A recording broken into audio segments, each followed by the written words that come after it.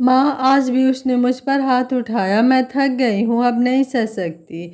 मेरी हर छोटी बड़ी गलती पर ये पूरे परिवार के सामने बेइज्जती करने लगते हैं। मैं भी इंसान हूँ, मेरी कोई हैसियत ही नहीं है। वो रो पड़ी बोलते बोलते। रो मत बेटा, तू घर चली आ, बहुत देखे हैं ऐसे।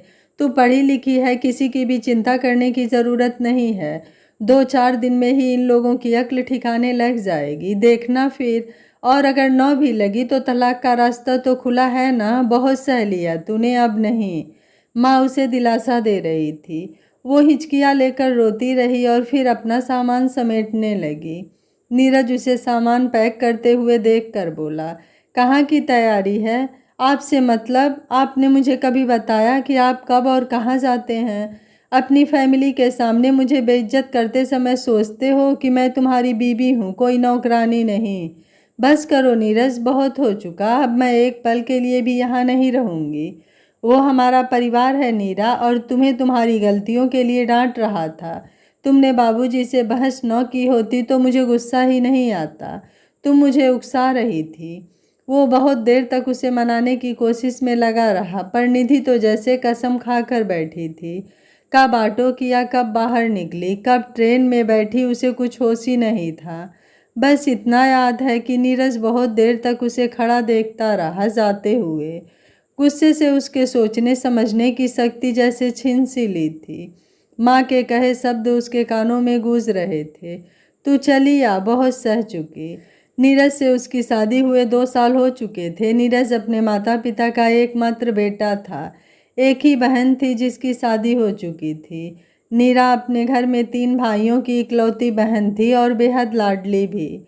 शुरू शुरू में ससुराल में सब ने उसे हाथों हाथ लिया, पर वो तो केवल नीरज को ही अपना मानती। बाकी लोगों से उसे कोई मतलब ही नहीं था। नीरज उसे जितना समझाता वो उतना ही उल्टा करती और 2 की 4 लगाकर अपनी माँ को फ़ोन पर बताती।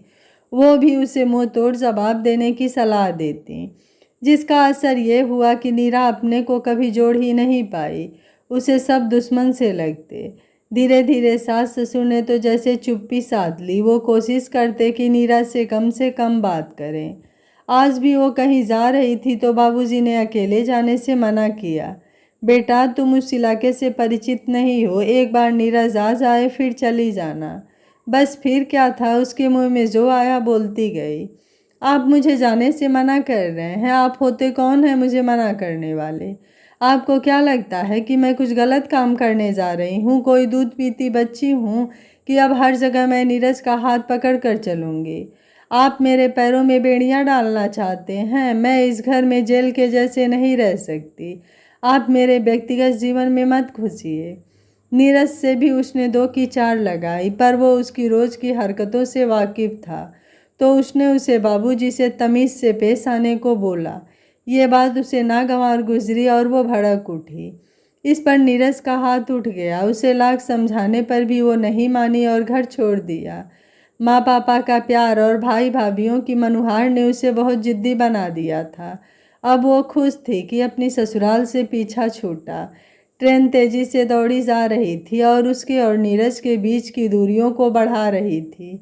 2-3 बार नीरज की कॉल को उसने रिजेक्ट कर दिया, पर माँ उन्होंने उसे कॉल क्यों नहीं की, जबकि वो जानती है कि वो आ रही है। गुस्सा शांत होने पर उसे अब उसकी याद भी आने लगी थी, पर वो नहीं जाएगी वापस। देखते देखते वो अपने मायके की ज़मीन पर थी, जहाँ उसे लेने कोई नहीं आया था, जो उसके लिए बहुत आश्चर्य की बात थी। स्टेशन से घर तक आने के लिए उसने ऑटो लिया। बीच में बड़ी हवेली के पास से गुजरते समय उसे बड़ी अम्मा की याद आ गई।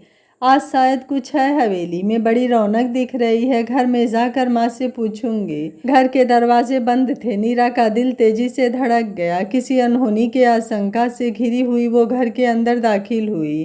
पहले जब भी आती थी तो तीनों में से कोई न कोई भाई उसे लेने ज़रूर स्टेशन आता था। आज क्या बात है? अंदर का माहौल भी खिंचा खिंचा सा था। दोनों छोटी भाभियों ने उसे देखकर फीकी सी मुस्कान फेंकी और अपने कमरे की तरफ चल दी। बड़ी भाभी ने उसके हाथ से बैग लिया और बैठने को बोला। भाभी, बात क्या है? क्या हुआ है सबको? पहले तो घर के आंगन से आप तीनों की हंसी की आवाज़ गुजा करती थी, और आज दोनों भाभी मुझे देखकर भी मिलने नहीं आई। यहाँ तक कि मुझे लेने भी कोई नहीं आया भाइयों में से। कुछ नहीं नीरू, तू अभी थक कर आई है, जा, माँ पापा तेरा इंतज़ार कर रहे हैं, बाद में बातें होती रहेंगी। बड़ी भाभी उससे उम्र में बहुत बड़ी थी। वो उन्हें माँ की तरह ही प्यार करती थी और उनके स्वभाव से परिचित थी कि कोई भी ऐसी बात जो कड़वी हो भाभी उसे नहीं बताएगी। थोड़ी देर में ही वो समझ गई कि रिश्तों में दरार आ चुकी है। इस बात का सबूत आंगन में 2 किचन बता रहे थे। यही वो बात थी जो शायद बड़ी भाभी उसे अपने मुंह से बताना नहीं चाह रही थी।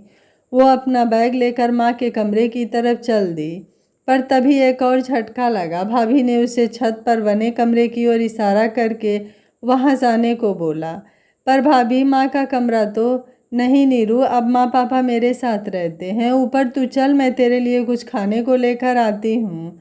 ढेर सारे सवाल उसके मन में चल रहे थे। इतना सब हो गया और माँ ने मुझे बताया भी नहीं। एक मैं हूँ जो अपनी सारी बातें उनको बताती हूँ।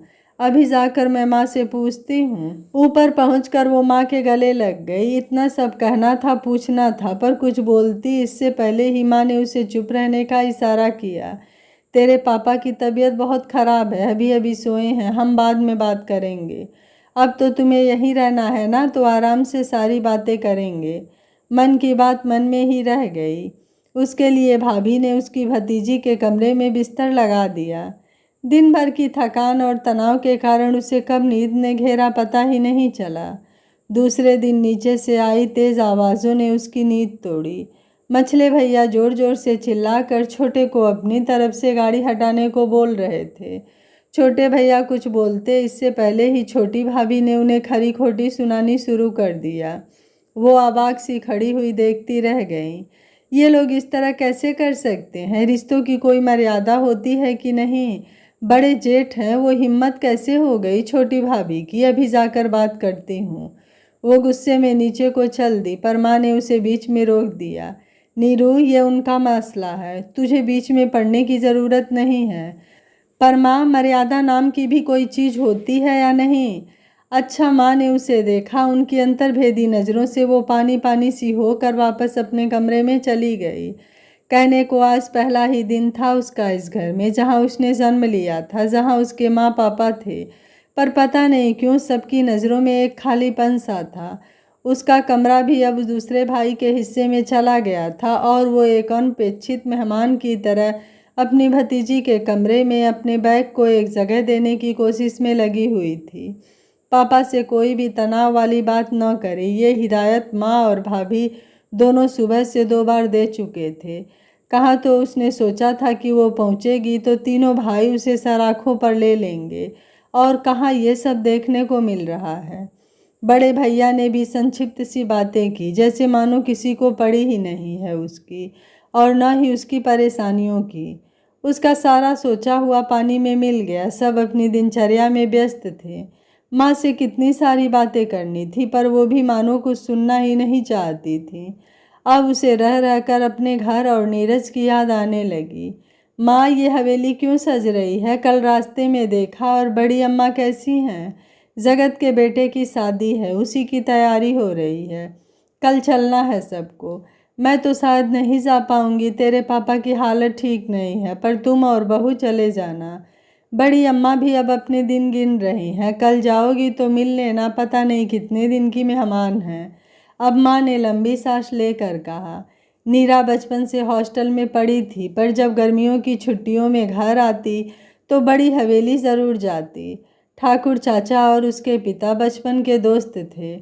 बड़ी अम्मा ठाकुर चाचा की बहन थी, जो अपने पति से अलग होकर हवेली में ही रहती थी। निसंतान बड़ी अम्मा की पूरी दुनिया उनके भाई भतीजे ही थे। बड़ी अम्मा से नीरा को भी लगाव था। उनकी मिलने की इच्छाएं लिए वो हवेली में जाने की सोचने लगती हैं। नीरा के इतने प्यार भरे घर में आखिर बंटवारा कैसे हो गया, और उसकी माँ ने इस बात को क्यों छुपाया? नीरा को हवेली में क्या दिखता है? बड़ी अम्मा से मिलकर क्या फैसला लेती है नीरा? क्या नीरा और नीरज के बीच की दूरियां कम होगी या हमेशा के लिए दोनों अलग हो जाएंगे? जानने के लिए सुनिए कहानी का अगला और अंतिम भाग। अगर आप इस कहानी का अगला भाग सुनना चाहते हैं तो कमेंट में यस और नो ज़रूर लिखिएगा। वीडियो पसंद आया है तो वीडियो को लाइक, शेयर एंड चैनल को सब्सक्राइब कर लीजिएगा। मिलते हैं कहानी के अगले भाग में। Thank you for watching.